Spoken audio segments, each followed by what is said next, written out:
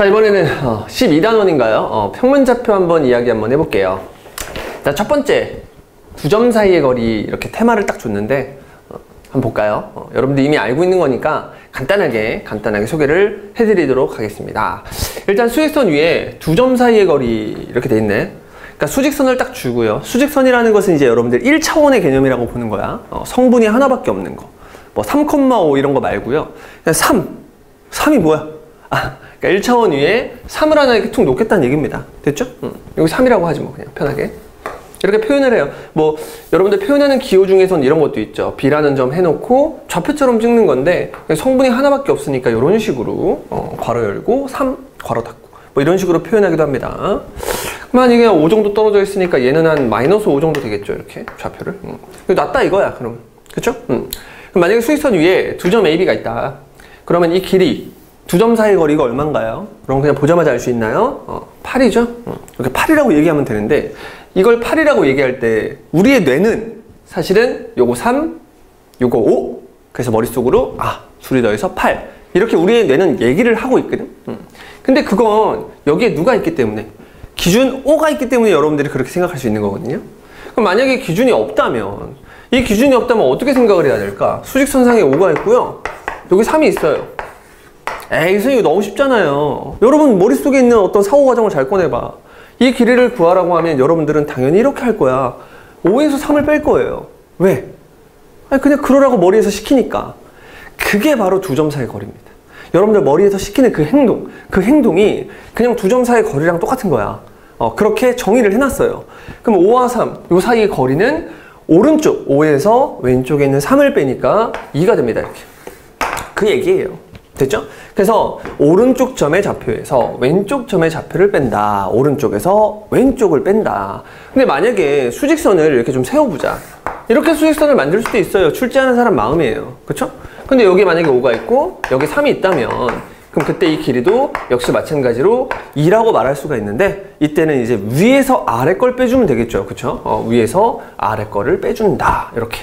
아무튼간 오른쪽에서 왼쪽을 빼주고 위에서 아래쪽을 빼준다. 다른 말로 큰 데서 작은 데를 뺀다. 이렇게 여러분들이 생각을 해주시면 좋을 것 같아요. 일반적으로 이렇게 수직선을 주지 않고 보통 이렇게 X축의 방향으로 주기 때문에 여러분들은 오른쪽에서 왼쪽을 뺀다고 기억을 하면 됩니다. 그러니까 문자로 이렇게 출제가 된다 하더라도 문자로 이렇게 문제에서 준다 하더라도 여러분들은 편하게 X2에서 X의 1을 뺀다. 이렇게 이야기하면 될 것 같아요. 괜찮나요? 그쵸? 자, 그런데 그 다음에 마지막에 정리를 해놨는데 만약에 X2가 X의 1보다 크다면 수직선상에서 X의 2가 오른쪽에 있고 X의 1이 왼쪽에 이렇게 있다면 그럼 이 거리를 구할 때는 당연히 큰 데서 작은데 오른쪽에서 왼쪽을 빼겠지만 만약에 순서가 뒤집어 있어. 여기 1이야. 여기가 2야. 이때는 얘가 오른쪽이죠. 그쵸? 오른쪽에서 왼쪽을 빼는 개념이 될 테니까 X1에서 X2를 뺀다. 이렇게 정의를 해놓을 거예요. 근데 만약에 문제를 풀다 보면 이렇게 문자들이 많이 나오기 때문에 X1이 큰지 X2가 큰지 전혀 몰라. 전혀 모르는 상태에서 그냥 A와 B 사이에 1차원에서 사이의 거리 이걸 물어본다면 여러분들은 A에서 B를 뺄 거야? B에서 A를 뺄 거야? 모르죠. 그래서 이렇게 절대값 기호를 붙여줍니다. 이 절대값의 뜻이 뭐냐면 A와 B 사이의 거리 이런 뜻이에요. 절대값 A 빼기 B의 의미가 거리 누구랑 누구 A와 B 사이의 거리다. A가 크다면 얘가 양수가 돼서 A 빼기 B로 그대로 나올 것이고 B가 크다면 음수가 돼서 나올 때 마이너스를 달고 나올 것이다.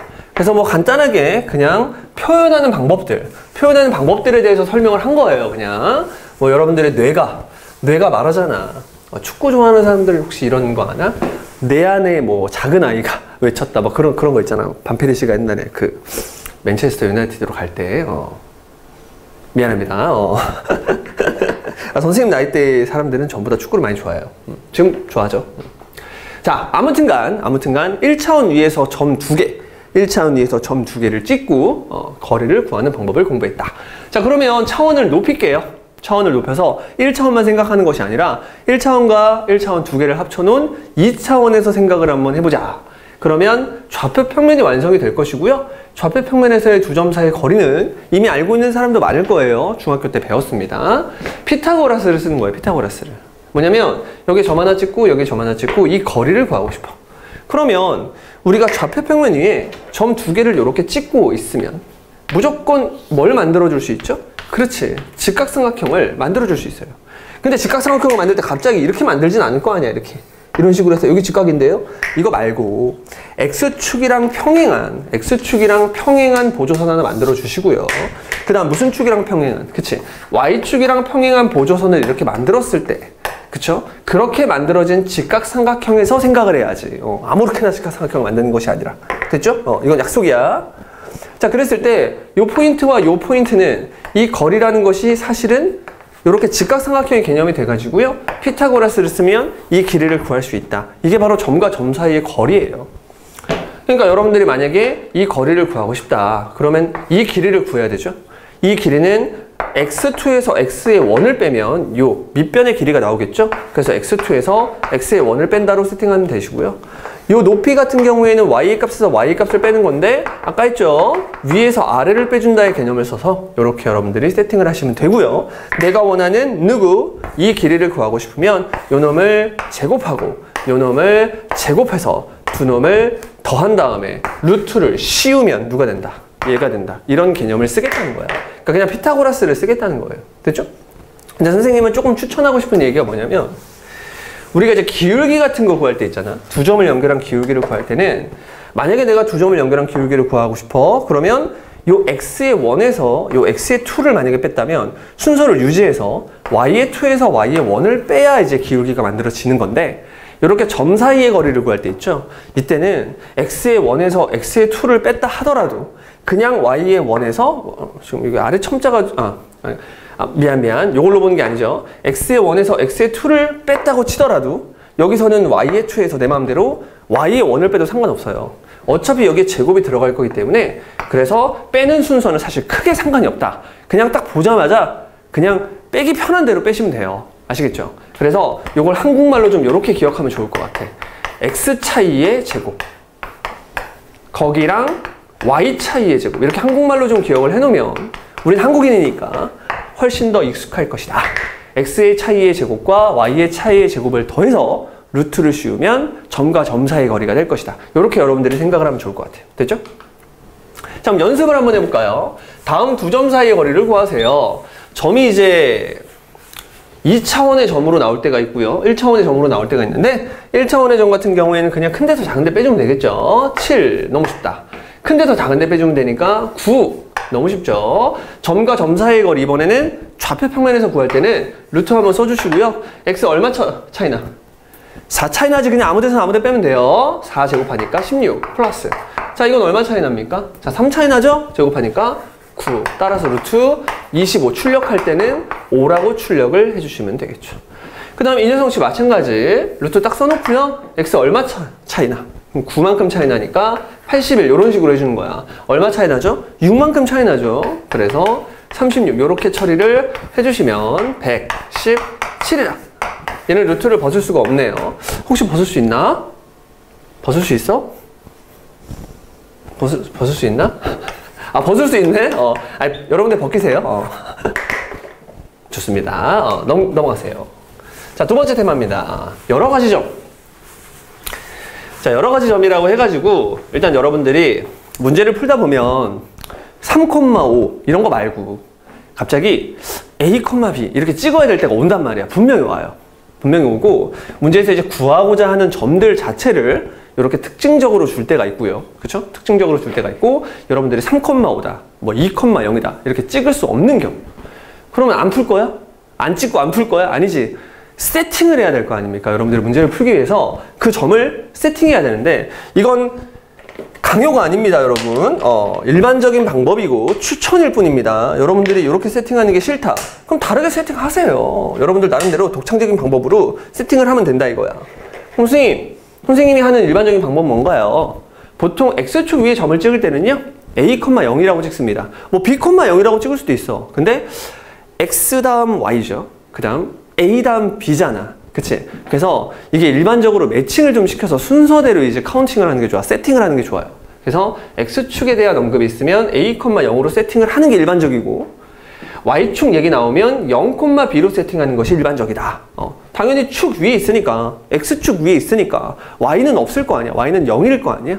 그래서 세팅 자체가 이런 식으로, y축도 마찬가지로 이런 식으로 세팅이 될 것이다.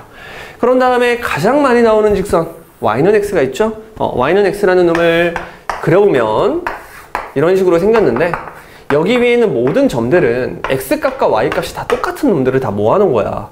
그러니까 여기 위에 점을 찍으라고 그러면 여러분들이 뭐라고 찍어주면 좋겠다. 그렇지, t,t라고 찍어주면 좋겠다. 일반적으로 이 점을 t,t라고 많이 찍기 때문에 여러분들이 그렇게 찍어주면 좋을 것 같아요. 그쵸? 이건 추천이야. 강요 아닙니다. 또 fx가 어떻게 생겼는지 나도 잘 모르겠어. 그쵸? 그런데 이 위에 점을 하나 찍고 시작하래. 그럼 이 점을 뭐라고 찍을 거야? 그렇지, 그냥 t,라고 찍으면 돼요. 그리고 y값은 t를 집어넣은가 ft다, 이렇게 찍어주면 좋을 것 같아요. 그쵸? 이게 뭔가요, 선생님? 이걸로 어떤 문제를 풀 수 있나요? 아니, 그냥 기본적인 점 세팅에 대해서 설명을 한 거예요. 알겠죠? 뒤에 문제를 정확히 풀어보면 왜 그분께서 그런 얘기를 했는지 알 수가 있을 겁니다. 자, 이제 대칭점에 대해서 이제 공부를 할 건데요. 대칭점. x축에 대해서 대칭을 한다, y축에 대해서 대칭을 한다, 원점에 대해서 대칭을 한다, y는 x에 대해서 대칭을 한다, 뭐 그런 얘기들이 있어요. 자, 대칭점 같은 경우에는 어떻게 좀 생각을 하면 좋겠냐면, 그냥 그림을 좀 그려봐, 여러분들이. 이렇게 그림을 그려봐. 이거 그림 한 방이면 끝나요.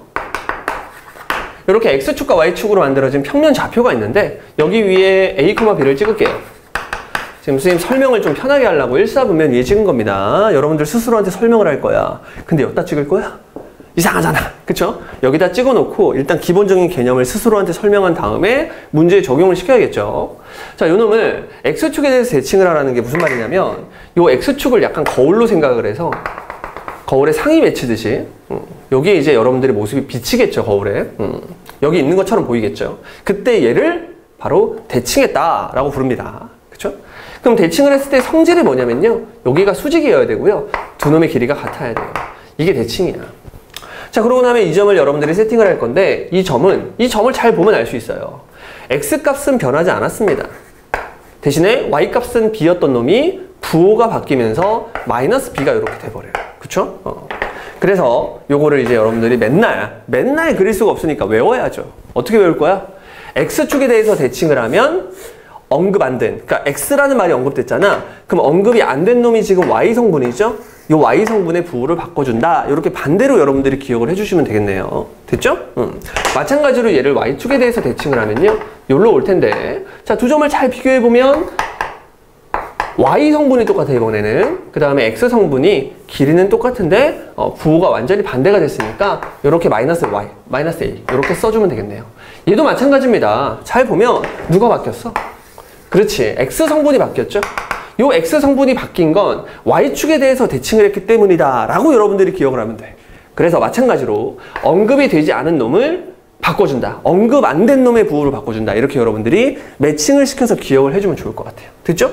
그리고 원점에 대해서 대칭 이동을 하면요, 점대칭도 있습니다. 점대칭은 이렇게 만들어지겠죠. 여기까지 괜찮나요? 그럼 이 점을 잘 보고 있으면 이 길이와 이 길이가 똑같은 상태가 돼야 되고, 점대칭이라는 것은 얘가 정확히 얘네들의 중점이 돼야 되거든요. 그래가지고 요만큼이 이제 A였으니까 요만큼도 이제 뭐일 것이다. 그치? A일 것이다.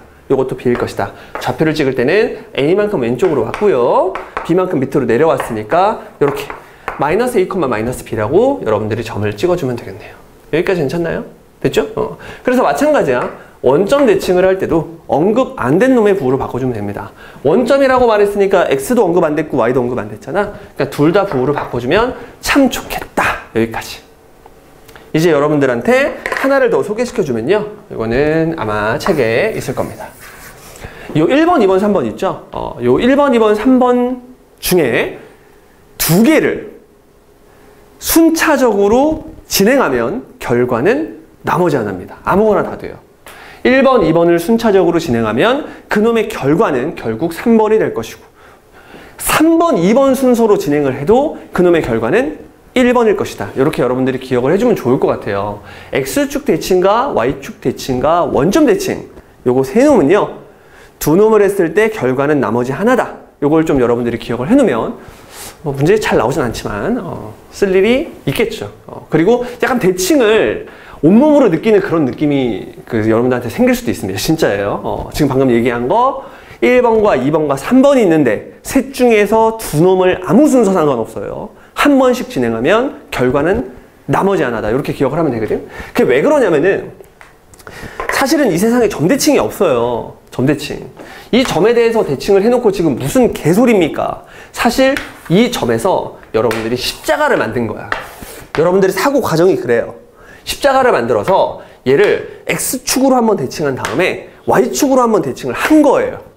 그래서 원점 대칭이 X축 대칭하고 Y축 대칭을 해서 만들어진 거거든. 반대로 Y축 대칭을 하고 X축 대칭을 해도 그 결과는 원점 대칭이 됩니다. 그래서 이 세 개가 아주 밀접한 관계가 있다. 이유는 점 대칭은 십자가를 만들어서 이렇게 두 번 선 대칭을 하라는 그런 의미이기 때문에 여러분들이 이런 일들이 일어난다 라고 좀 기억을 해놓으면 사실 X축 대칭, Y축 대칭, 원점 대칭은 뭐 그냥 꽉 잡고 있다고 그렇게 보시면 될 것 같아요. 됐죠? 그 다음에 여기 이제 Y는 X 대칭이라고 있는데요.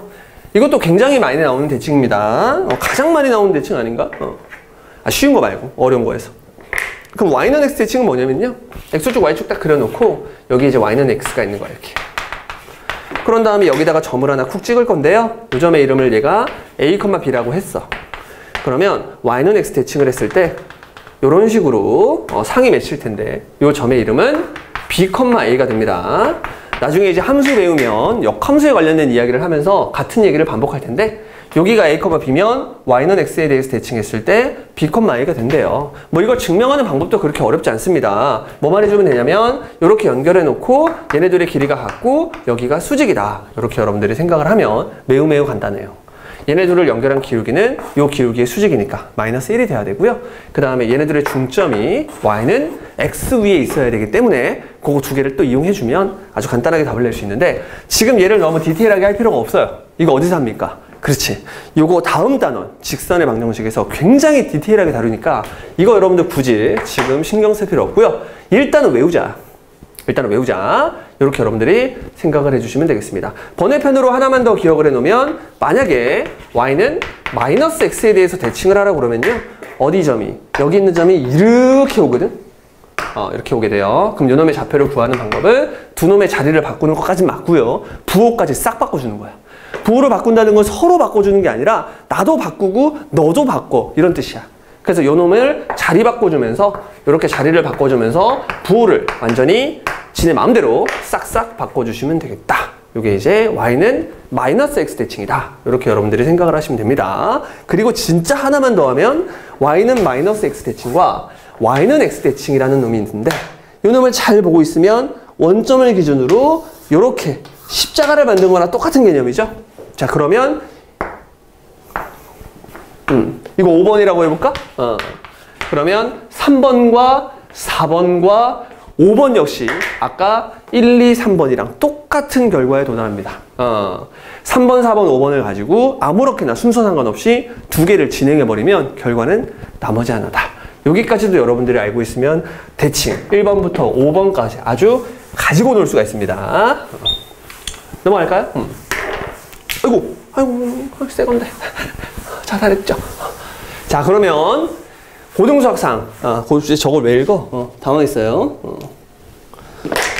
요즘에 선생님이 와이프가, 선생님이 아이를 가져가지고, 선생님이 하루하루가 되게, 기뻐요. 기쁜데, 선생님이 원래 조금 애교가 있는 사람이에요. 여러분들 보시면 아시겠지만, 애교가 철철 넘치는데, 지금은 그 수준을 뛰어넘었어요. 그래갖고 나도 모르게 자꾸 애교적인 말투가 나와가지고 진짜 미치겠네. 좋습니다. 사람은 애교가 좀 많아도 괜찮습니다. 자, 좋아요. 자, 그러면 거리의 합. 이번엔 거리의 합이라는 테마를 이렇게 만났는데, 자, 정말 좋은 멘트다. 두 놈의 길이를 그냥 더한대. 길이 더하기 길이. 길이 더하기 길이. 읽을 때 길이 더하기 길이로 읽겠죠. 길이 더하기 길이의 값은 계산이 불가능해요. 이게 왜 그러냐면은 여러분들이 길이라는 것이 점과 점 사이 거리를 쓸 거 아니야. 그러면 어떤 놈의 제곱 더하기 어떤 놈의 제곱 이렇게 될 텐데 얘가 지금 루트를 벗을 수가 없어요. 선생님 루트를 벗을 수도 있잖아요. 운이 좋으면 벗겠지. 근데 일반적으로 루트를 벗지 못해요. 그럼 더하기. 자, 요것도 마찬가지로 이제 길이 더하기 길이. 그러니까 점과 점 사이의 거리를 쓰면 이게 루트 안에서 얘가 이루고 있단 말이야. 얘도 운이 좋으면 루트를 벗을 수 있지만 일반적으로 벗을 수가 없단 말이야. 그쵸? 그랬을 때 얘네 둘을 어떻게 더할 거야? 못 더해. 그리고 만약 문제에서 얘네 둘을 더한 놈의 뭐 최대 최소를 구해달래. 뭐 어떻게 할 거야? 그쵸? 둘이 계산이 안 되는데. 자, 그래서 계산이 불가능하다는 말을 보고 이제 문제를 포기하는 게 아니지. 기하학적인 의미를 생각해야 돼요. 기하학적인 의미. 그러니까 그림으로 생각을 하자는 얘기야, 쉽게 말하면. PA와 PB. PA와 PB를 더한 것이 마치 뭐랑 똑같은데 그게 가장 길려면 어떻게 해야 될까? 가장 짧으려면 어떻게 해야 될까? 그걸 생각해 주는 게 바로 이제 이 테마예요. 근데 보통 뭘 이용한다고 했어? 여기. 대칭이동을 이용한다고 해가지고 바로 앞에서 대칭이동을 여러분 설명한 겁니다. 뿅. 자, 그러면 방금 앞에서는 이제 거리 더하기 거리, 길이 더하기 길이였는데 이번에는 길이를 제곱해놓고 길이를 제곱을 해놨네요. 자, 막상 여러분들이 그냥 아무 생각 없이 얘를 보면 이게 제곱이 되어 있으니까 얘가 훨씬 더 어려울 것이라고 여러분들이 생각을 합니다. 그런데 막상 써보고 나면 요 놈을 제곱할 것이고 요 놈을 제곱할 것이기 때문에 루트가 이렇게 사라집니다. 이렇게 사라지겠죠? 제곱을 하면. 그럼 루트를 벗고 나면 결국 얘네들 알맹이가 다 튀어나와요. 그래가지고 계산이 가능해집니다. 즉 거리 제곱 더하기 거리의 제곱은 점과 점 사이의 거리 구하는 공식을 쓰면 그냥 식으로 계산이 돼버려. 그러니까 그냥 계산이 가능해서 계산을 하세요 문제로 바뀝니다. 얘는 의미 해석이 전혀 필요가 없는 문제. 그러니까 결국은 누가 어렵다는 거야? 얘가 어렵다는 거예요. 딱 봤을 때는 얘가 쉬워 보이는데 얘가 훨씬 더 쉽고 얘는 의미를 좀 해석을 해야 되는 그런 얘기입니다. 그 얘기를 하고 싶었고요. 실제로 어떤 문제가 있냐면 이 문제가 있네요. 가장 유명한 문제. 두 점 AB가 직선 L과 같은 쪽에 있을 때, 다른 쪽에 있으면 의미가 없고 같은 쪽에 있을 때 여기에 지금 직선 L이 있고요. AB가 이렇게 L을 기준으로 같은 쪽에 있는 거야. 같은 쪽 위쪽에. 자, 그랬을 때 직선 L 위에 점 P, 직선 L 위에 점 P가 있대요. 요 위에 이렇게 점 P가 있는 거야. 근데 지금 여기 A가 고정되어 있고 여기에 B가 이렇게 고정되어 있는 상태. 그럼 문제에서 구하라는 길이가 이거 더하기 이거예요. 여기까지 괜찮나요? 그런데 P가 막 움직이기 때문에 여기 있으면 이거 더하기 이게 되기도 하고요. 어디에 있으면? 이런 데 있으면 이거 더하기 이게 되기도 한단 말이야. 그럼 P가 막 움직일 테니까 여러분들 노란색과 빨간색과 하얀색의 길이도 막 변하겠지. 그치? 근데 이것만 가지고 어떻게 변화를 예측할 수 있어요? 그쵸? 지금 우리는 뭘 구하고 싶은 거야? 이 길이의 합이 최소가 됐으면 좋겠대요. 자, 그러면 이렇게 한번 해보는 거야. 보통은 이제 대칭을 활용하면 좋다고 했으니까 내가 구하고자 했던 이 길이랑 똑같은 길이를 대칭 이동을 통해서 이쪽에다 만들어 버립니다. 그리고 얘는 그냥 가만히 냅둬요.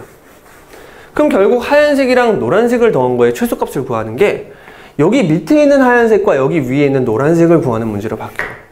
자, 그렇게 되면 여러분들이 이런 식으로 삼각형이 만들어지겠죠. 그럼 결국 나는 이 길이가 가장 짧을 것이다. 왜?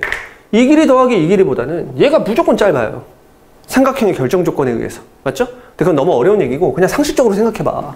얘가 지금 여기서부터 일로 졸라 푹 뛰어가야 되는데 얘가 살짝 경로 바꿨다가 다른 쪽 한번 찍고 이렇게 가는 게 가깝겠니? 그냥 쫙 가는 게 가깝겠니? 그치? 쫙 가는 게 가깝겠죠. 그래서 그냥 결국은 여러분들이 이 대칭점을 구하고 이 점 가만히 냅둔 다음에 얘를 이렇게 쭉 연결했을 때의 상황이 가장 거리의 합이 짧을 때의 상황이다. 그래서 이렇게 여러분들이 기억을 해주면 참 좋을 것 같아요. 됐죠? 물론 문제에서 이제 P0, 이 P0가 이제 바로 P라는 거니까 이게 이제 P가 됐을 때 그때 가장 거리가 이 거리의 합이 가장 짧다. 이렇게 여러분들이 생각을 해주시면 좋을 것 같아요. 됐죠? 그 다음에 이제 마지막인가요? 마지막으로 이제 파푸스의 정리, 중선 정리라고 얘기하는데요. 이 파푸스의 정리를 여러분들이 잘 기억하고 있어야 됩니다. 얘는 심지어 어디서도 나오냐면 보통 이렇게 좀 생뚱맞게 나오는 거 있잖아. 되게 생뚱맞죠? 이렇게 생뚱맞게 나오는 거는 보통 1학년 때 나오고 시험 보고 더 이상 안 나오거든. 근데 얘 은근히 많이 나와요. 예. 모의고사에서도 굉장히 많이 나오고요. 도형 문제에서 얘를 활용해서 풀 수 있는 문제가 너무 많아. 넘쳐나.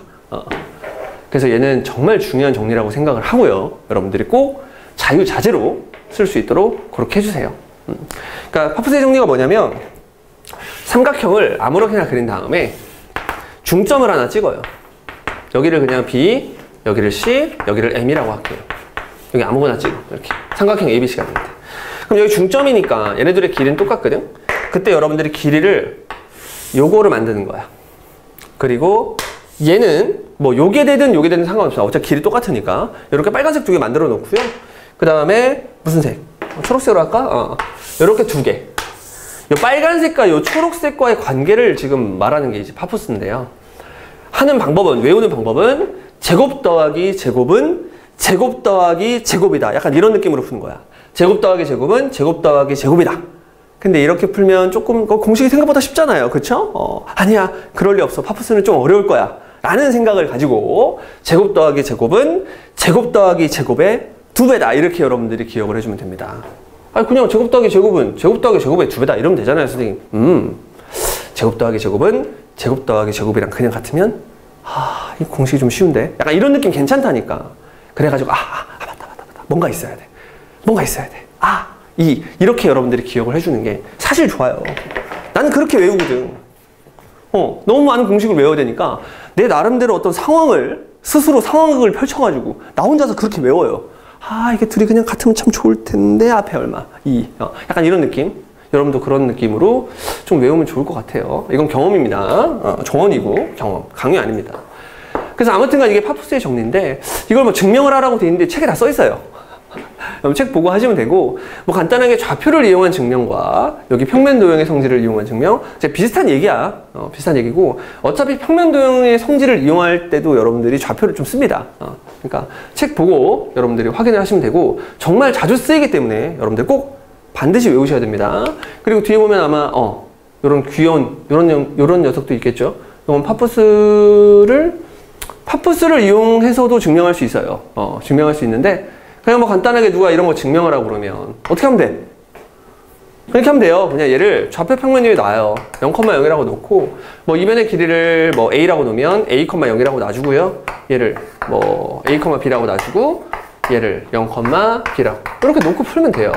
그런 다음에 p라는 포인트를 그냥 x, y라고 한 다음에 지금 보면 제곱 더하기 제곱은 제곱 더하기 제곱이잖아. 그치? 그러니까 점과 점 사이의 거리를 이용해서 여러분들이 얘를 증명할 수가 있어요. 그리고 얘도 생각보다 많이 여러분들이 문제 풀 때 필요하기 때문에 PA의 제곱과 PC의 제곱, 얘를 더한 것은 얘네들의 제곱을 더한 것이랑 같다. 이렇게 좀 기억을 해주면 좋을 것 같아요. 증명하는 건 방금 선생님이 설명을 했으니까 이런 식으로 증명을 해도 괜찮습니다. 그럼 잠깐 쉬었다가 개념 2번째 시작할게요. 자, 이번에는 개념 정리 2번째 시간이에요. 내분점과 외분점 이렇게 되어 있네. 자, 한번 볼까요? 내분점. 선분 AB 위에 점P가 있을 때 점P는 선분 AB를 내분한다. 점P를 내분점이라 한다. 이렇게 용어 정리를 잘 해놨습니다. 근데 여기 보면은 선분이라는 말 여러분 집중해야 돼요. 선분은 직선이 아니야. 선분 말 그대로 잘려있는 선이기 때문에 여러분들이 선분 AB라고 그러면 AB를 벗어난 이런 곳은 생각하시면 안 됩니다. 괜찮아요? 그러니까 여기 안에만 딱 보는 거야. 요 안에서 갑자기 점을 하나 콕 찍어. 이런 점을 뭐라고 부르냐면 내분점 이렇게 불러요. 내분점. 안쪽에서 잘랐다 이런 뜻이죠. 내분점. 선분 AB를 안쪽에서 자른 점, 그런 점을 내분점이라고 한다. 이렇게 용어 정리를 하고, 그러면 자르게 되면 여러분들이 사실 이 길이와 이 길이가 보이겠죠? 우리 눈에 보이겠죠? 근데 그 길이를 만약에 MN이라고 하면 뭐 실제 길이가 MN이었을 수도 있고요. 아니면 이 길이가 몇 대 몇이다? M 대 N이다. 이럴 수도 있습니다. 아무튼간 그 점을 구하는 방법이 바로 내분점을 구하는 방법인데요. 만약에 지금처럼 A표와 B표의 길이가 M 대 N이었다. 그럼 여기에 그냥 A가 있고요. 여기에 이렇게 B가 있는데 가운데 내분점을 하나 쿡 찍었어. 그랬더니만 이 길이 대 이 길이의 비율이 M 대 N이었다. 지금 이 얘기죠. 그랬을 때 누구를 구하는 방법. 그렇지. 요 놈을 구하는 방법. 자, A는 그냥 소문자 A로 하고요. B는 소문자 B로 할게요. 이렇게. 됐죠? 자, 그랬을 때 누구를 구하는 방법? 점P의 좌표를 구하는 방법. 지금 여러분들은 1차원에서 놀고 있습니다. 1차원에서. 수직선상에서 놀고 있습니다. 1차원 위에서 놀고 있다. 이렇게. 그러니까 성분을 하나밖에 준 게 아니야. 자, 그러면 보통 얘를 어떻게 구하냐면 이 x를 구할 때 실제로 이렇게 합니다. x에서 a를 뺍니다. 그게 이제 이 길이겠죠? 그거 대. 자, b에서 x를 뺍니다. 이 길이를 구할 때는 오른쪽에서 왼쪽을 뺄 거죠. 그놈이 몇 대 몇이다? m 대 n이다. 그래가지고 여러분 좋아하는 비례식 있잖아. 내항의 곱은 외항의 곱이랑 똑같다 해가지고요. 열심히 계산을 하시면 갑자기 x의 좌표가 이렇게 나온대요. 그래놓고 여러분한테 외우래요. 아, 지금부터 내분점을 구할 때는 어떻게 한다고? 이렇게 분수를 그어. 그 다음에 m 대 n으로 내분하라고 했으니까 mn을 딱 써요. 근데 분모에만 쓰지 말고 분자에도 쓰래요. mn 써요. 그리고 내분을 하라고 했으니까 가운데 플러스로 만들어줘요. 그런 다음에 AB를 M 대 N으로 내분할 때는 AB 밑에다가 이렇게 M이랑 N을 써주세요. 그리고 가까운 놈 말고 멀리 있는 놈 M에다가는 B를 곱해주시고요. M에다가는 이렇게 B를 곱해주시고요. 그런 다음에 N에다가는 뭘 곱해주세요? 그렇지. N에다가는 멀리 있는 A를 곱해주세요. 이렇게. 그래가지고 이렇게 외우라고 시킵니다. 여러분한테. 뭐 선생님도 처음 내분점 공부할 때 그렇게 배운 것 같아. 근데 계속 공부를 하고 여러분들을 가리키고 하다 보니까 이걸 그냥 한 방에 그러니까 이렇게 굳이 외우지 않고 똑같은 거야 이거랑 똑같은 건데 이 연산을 한 번 더 바로 여기서 이 연산을 하니까 좀 뭐랄까 계산을 좀 빨리 하는 느낌이라고 해야 되나? 계산을 좀 빨리 하는 느낌이고 약간 내분점이 남들보다 내가 조금 계산을 잘한다 이런 약간 우월감이 막 생기면서 되게 좋더라고요. 내분점 좋아하게 되더라고요. 뭔 얘기예요, 선생님? 이렇게 했어, 나는. 처음부터 이 공식을 보고 얘를 이렇게 하트 공식을 써버린 거야. 그럼 하트 공식을 써버리면 어떻게 되냐면요. m 더하기 n분의 m 이렇게 그 다음에 여기도 m 더하기 n분의 n 이렇게 되더라고요. 그런 다음에 m 더하기 n분의 n 앞에는 b가 있었으니까 이런 식으로 여기는 이런 식으로 해서 둘을 더한 거예요. 아예 선생님 똑같잖아요. 이게 더 복잡해 보이는데요. 이게 지금 문자로 돼 있으니까 여러분 굉장히 복잡한 건데 문자로 돼 있지 않고 얘가 숫자로 돼 있으면 이게 훨씬 편해요. 자, 무슨 얘기냐 이런 얘기야. 만약에 문제에서 m 대 n으로 내분하라 그러면 이 밑에를 사정없이 뭘로 나눠주고 그렇지. m 더하기 n으로 그냥 나눠버려. 뭐 예를 들어서 여러분 2 대 1로 내분하라 그러면 사정없이 얘를 뭘로 나눠버려. 그렇지. 3으로 그냥 나누고 시작하는 거야. 그런 다음에 마찬가지로 가까운 놈 말고 먼 쪽이랑 둘이 뭐 해주고 곱해주고 이 친구도 얘랑 둘이 뭐 해주고 그렇지. 곱해준 다음에 그냥 눈에 보이는 애들 다 전부 다 싹 더해버리세요. 이렇게 기억을 해주면 여러분들 내분점을 구할 때 약간 내가 멋있게 좀 내분점을 하고 있는 것 같다는 생각이 들 거예요. 그리고 그러면 수학이 재밌어지지. 그리고 선생님이 알려준 이 방법이 나중에 여러분들 기하라는 단원에 가면 완전히 폭발합니다. 와, 이거 이렇게 했기 때문에 내가 이게 되게 쉽게 느껴지는구나. 기하를 공부하면 나중에 이게 날아가요, 진짜. 기하를 위해서 여러분 설명을 이렇게 하는 겁니다. 선생님, 저 기하 선택 안 할 건데요. 여러분 기하를 선택 안 해도 기하는 고등학교 때 하게 돼 있어요. 하게 돼 있습니다. 끝까지 안 하고 좀 발뺌할 거야. 하세요. 기하 하세요. 수학적 사고를 높여주는 단원이기 때문에 무조건 하는 게 맞아. 알겠지? 또 모르잖아요, 여러분. 미적보다 기하를 더 잘하게 돼서 여러분들 나중에 고등학교 선택할 때 미적분 선택할지 기하를 선택할지 고민할 때 기하를 선택해서 더 이득 볼 수도 있습니다. 여러분들 기하도 좋아요. 자, 아무튼간 이렇게 이런 식으로 외워주면 좋을 것 같아요. 됐나? 근데 중점은 뭐 굳이 뭐 이건 증명하는 과정이고 중점은 그냥 뭐 하면 됩니까?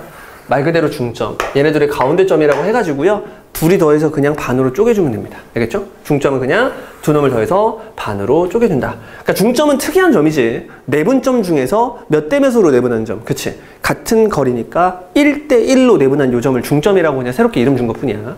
내분점인데 중점도 역시 내분점인데 새롭게 이름을 준 것 뿐이다. 이렇게 기억을 해주시면 되겠습니다. 그 다음에 학생들이 가장 어려워한다는 그 바로 외분점이에요. 외분점. 자, 외분점도 사실 공식이 있어요. 방금 내분점이랑 똑같아. 이렇게 형태가 완전히 똑같죠? 근데 가운데 부호가 지금 어떤 상태야? 그렇지. 이렇게 마이너스로 되어 있어요. 오케이? 얘도 사실은 공식을 외우면 외우는 게 맞지.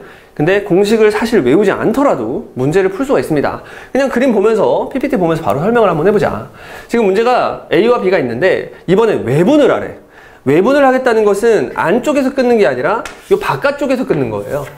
근데 바깥쪽에서 끊을 때는 당연히 여기서 끊을 수가 있고 여기서 끊을 수가 있는데 그림을 보니까 하나는 오른쪽에서 끊어줬고요. 하나는 이게 왼쪽에서 끊어줬네요. 이렇게 이쪽에서 이렇게 끊어줬네. 하나는 오른쪽에서 끊었고 하나는 왼쪽에서 끊었어요. 자, 이건 여러분들 문제를 보고 데이터를 좀 봐야 돼. 데이터를.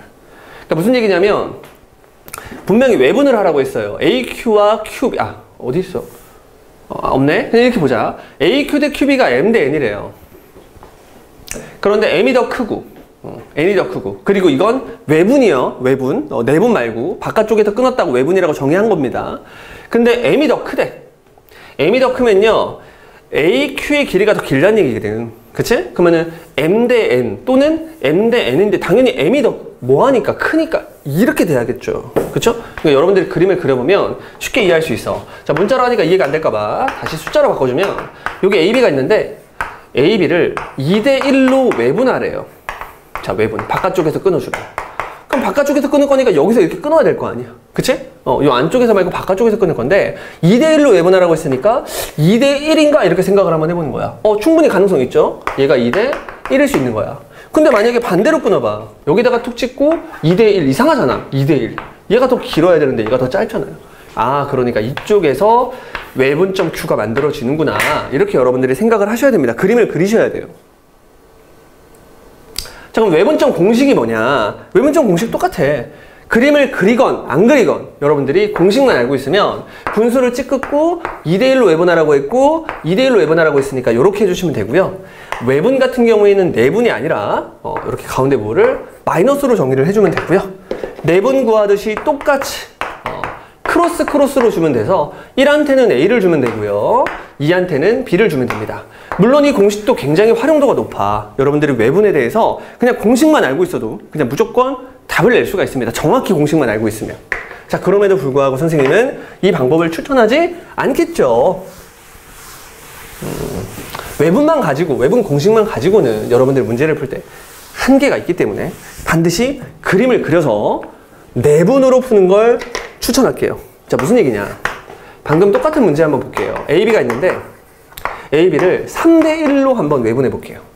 얘를 3대 1로 외분한다는 얘기는 바깥쪽에서 끊을 거고요.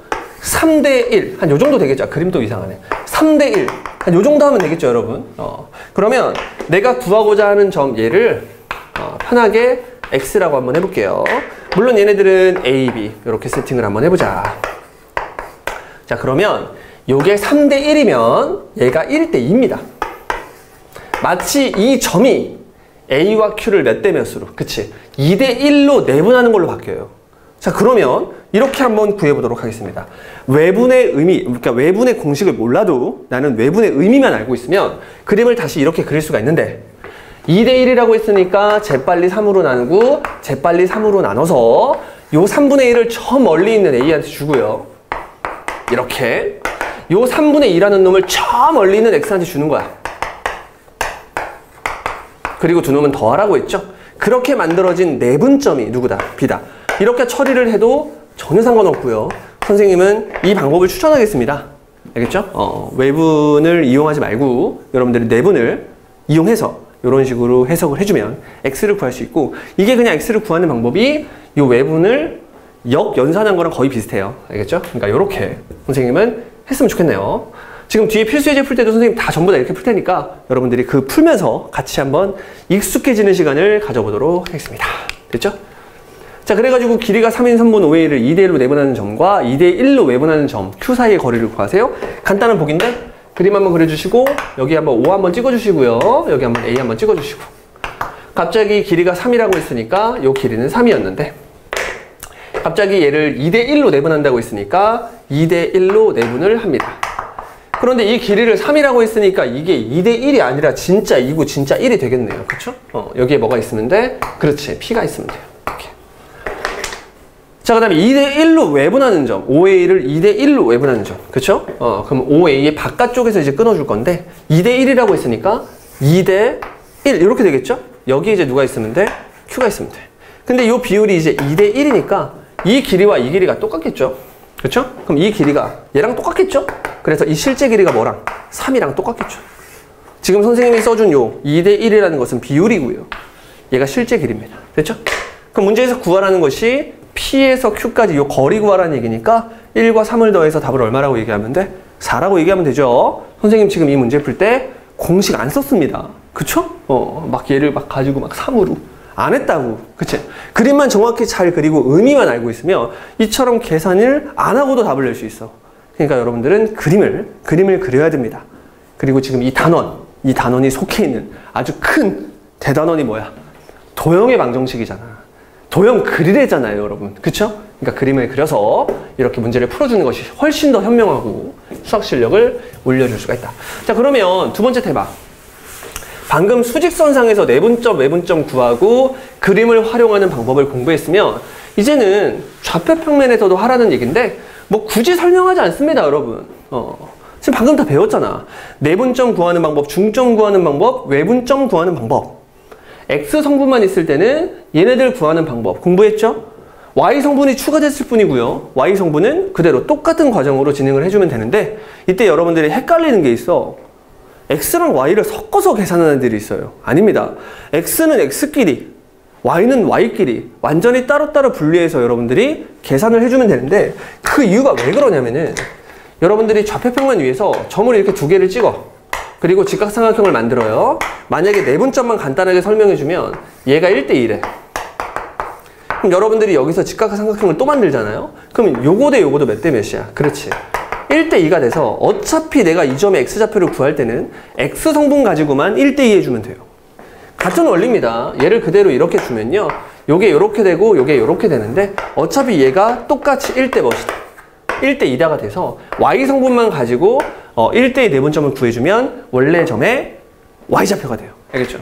그러니까 X 성분 따로 Y 성분 따로 그냥 각각 해주면 됩니다. X랑 Y 섞을 필요가 없어요. 아시겠죠? 그래서 내분점, 중점, 외분점이 각각 다음과 같이 같은 방법으로 구해주시면 된다. 그래서 연습 한번 하고 그냥 넘어가는 거야. 점을 두 개를 줬는데 선분의 AB를 2대1로 그 다음에 뭐 어쩌고 저쩌고 하래요. 자, 그리고 이런 것도 풀 때 있잖아. 정말 아무 생각 없이 내분점과 외분점 구하라고 하면 공식에다가 그냥 다 때려박는 애들이 있어요. 절대 그러지 마세요. 그리세요. 선생님 그림 그릴 때 X축이랑 Y축 잘 안 그리거든? 근데 얘는 좀 그리면 좋을 것 같아. 이유는 요것 때문에 그래. 이 마이너스 1,0이라는 게 지금 어디 축에 있어요? 그렇지. X축 선상에 있으니까 좀 그리면 좋잖아, 얘는. 이렇게 A라고 쓸게요. 그 다음에 2,1은 얘보다 좀 멀리 떨어져 있고 한 요 정도 있겠네요. 여기 이제 2,1을 찍고 그놈을 B 한번 해보죠. 그런 다음에 두 놈을 연결을 한번 해봅니다. 쫙 연결을 했어. 자, 이 상태에서 A, B를 몇 대 몇으로? 2대1. A, B를 2대1로 내분하라고 했으니까 얘가 2대1 이렇게 되겠죠? 됐나요? 그 다음에 외분하는 점도 구하래요. 이거 2대1이야. 외분하는 점 밑으로 할게요. 외분하는 점 2대1로 외분하는 점이니까 얘가 멀리 갔다가 이제 와야겠죠? 그래서 2대1이 돼야겠네요. 이렇게 진짜 다 있다. 됐죠? 여기까지. 자, 그렇게 되면 여러분들이 누구를 구할 수가 있다. 내분점과 외분점을 구할 수 있는데 잘 봐요. 내분점 구할 때는 이게 2대1이잖아. 근데 우리가 직각삼각형을 이렇게 만들 수 있어. 그림을 잘 그리면. 됐죠? 그러면 여기도 직각삼각형을 같이 내려주면 되거든. 그러면 얘가 2대1이니까 얘가 2대1일 거란 말이야.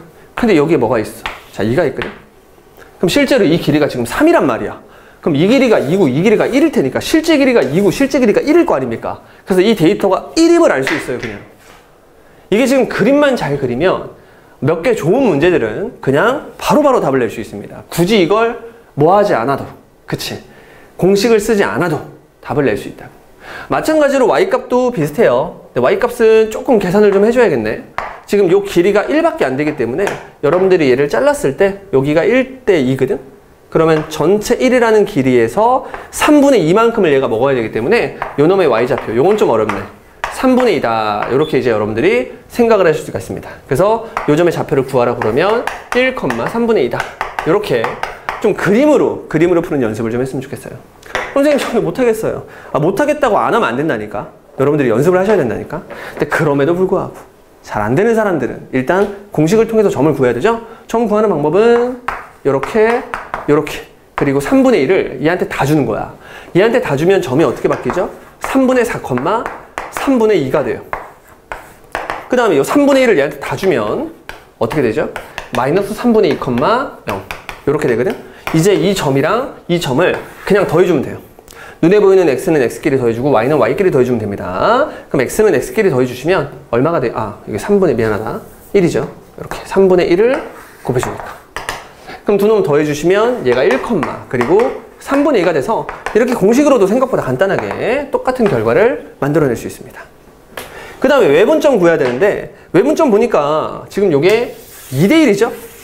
그 말은 1대1이란 얘기예요. 그쵸? 자, 이렇게 1대1 같은 경우에도 여러분 굉장히 쉽게 구할 수 있는데 그냥 그림 보고 구하면 돼요. 지금 이 점에서 열심히 출발을 한대. 3만큼 그리고 1만큼. 됐죠? 그러면 3만큼 1만큼 더 가서 요놈의 이름이 5,2가 된다. 당연히 여러분들 이렇게 푸셔야 됩니다. 이걸 가지고 외분점 공식을 쓴다고 해도 그래도 지금 어리석은 행동이고 이 점을 뭐 x, y라고 준 다음에 아 선생님 얘가요 1대1이니까요 얘네들의 중점이 얘다 이용해도 되고요 둘이 더해서 반쪽인 게 얘고요 둘이 더해서 이러면 안 돼요 여러분. 아시겠죠? 이 정도는 보자마자 3만큼 갖고 1만큼 갔으니까 그대로 3만큼 가고 1만큼 갈 것이야. 이렇게 여러분들이 생각을 하면서 점을 찾아내는 그 연습을 하셔야 됩니다. 어디 공식에 처박기는 그럼 평생 그냥 여러분들은 어디 있는 거예요? 그냥 공식에 처박는 애들밖에 안 돼요. 응용력이 없어요. 그러면 안 됩니다 여러분. 이 도형의 방정식이라는 테마에선 반드시 그림을 그리고 그 그림을 이해하셔야 됩니다. 아시겠나요? 지금 선생님이 이 평면좌표의 개념을 진짜 빠르게 끝낼 수 있어. 그냥 아까 아무것도 설명 안 하고 이거죠. 자 이렇게 합니다. 이렇게 하시고 이렇게 해서 끝낼 생각을 진짜 여기까지 했는데 막상 시작하면 그게 안 되네요. 여러분들이 뻘짓거리 하고 있는 학생들이 있을까봐 도저히 지금 그냥 넘어갈 수가 없어요. 제발 그리세요. 선생님한테 배우는 현재 지금 현장 강의로 선생님 수업을 듣는 아이들도 졸라 안 그려. 진짜 확. 그러면 안 되고 옆에서 계속 얘기해요. 똑같은 멘트. 그리세요. 그려 이 자식아. 왜 안 그려? 천재야? 암산하지 마. 계속 옆에서 진짜 귀에 딱지가 않도록 얘기합니다. 그리고 심지어 어떤 경우도 있냐면 얘가 답을 정확히 냈어. 공식으로. 다시 풀어. 맞췄는데 다시 풀라고 그래. 야 누가 공식을 쓰래? 네가 공식의 노예야? 똑바로 해. 다시 해. 그림 그려. 이렇게. 자, 좋습니다. 자, 아무튼 여러분은 그림 꼭 그려주세요. 됐죠? 자, 그러고 나면 이제 도형에서의 활용, 이제 마지막 테마 하나 남았네요.